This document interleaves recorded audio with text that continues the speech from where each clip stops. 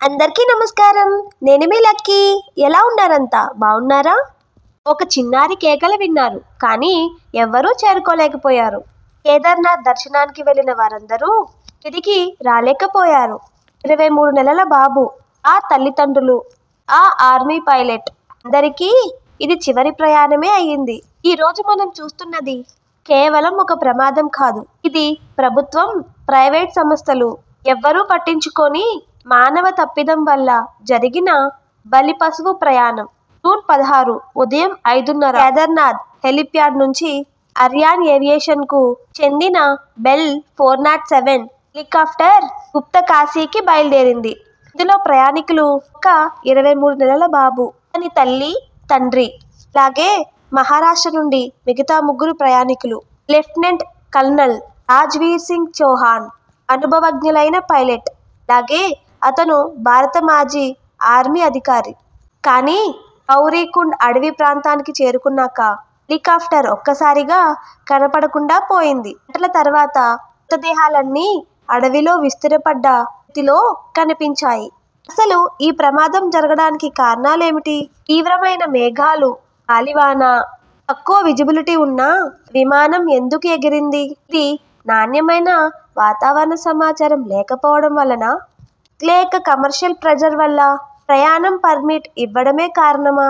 ఇది ఏడాదిలో 5వ ప్రమాదం. అదే చార్ధామ్ యాత్రలో. గతంలో కూడా 2022వ సంవత్సరంలో కేదార్నాథ్ రూట్లో 7 మరణించారు. కానీ ఇప్పటికీ సరైన భద్రతా మార్గాలు అమలవడం లేదు. డీజీసీఏ తాత్కాలికంగా హెలికాప్టర్ సేవలను మూసివేసింది.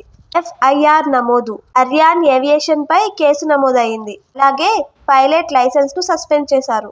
ఎంత బాధాకరమైన విషయం ఏమిటంటే, తల్లిదండ్రుల కాళ్లపై పడి ఉన్న బాబు మృతదేహం చూస్తే ఎవ్వరికీ కన్నీళ్లు ఆగవు. మా పిల్లలను చూసుకోండి అన్నది తండ్రి చివరి ఫోన్ కాల్.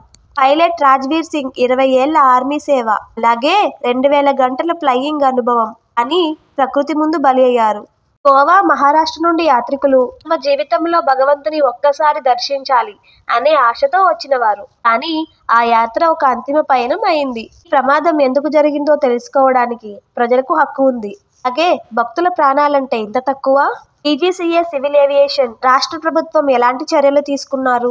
ప్రభుత్వ హస్తక్షేపం లేకపోతే మరిన్ని బలులు చెల్లాల్సి వస్తుంది. ఇలాంటి యాత్రలు భగవంతుని దర్శించడానికి కాదు, ప్రాణాలు కోల్పోయేందుకు కాదు. ప్రతి ప్రయాణికుడికి భద్రతా హక్కు. ప్రభుత్వం కెళ్ళెం వేయాలి. వాతావరణం సరిగా లేకపోతే ఫ్లైట్ తీసుకోకూడదు. అలాగే ఈ వీడియోపై మీ అభిప్రాయాలను కమెంట్లో పంచుకోండి. ఈ వీడియో మీకు నచ్చినట్లయితే లైక్ చేయండి, షేర్ చేయండి. అలాగే మన లక్కీస్ నాలెడ్జ్ హబ్ను మరిన్ని సమాచారాల కోసం సబ్స్క్రైబ్ చేసుకోండి. ఇప్పటి వరకు మన ఛానల్ను ఎవరైనా సబ్స్క్రైబ్ చేసుకోకపోతే ప్లీజ్ సబ్స్క్రైబ్ చేసుకోండి. Thank you for watching.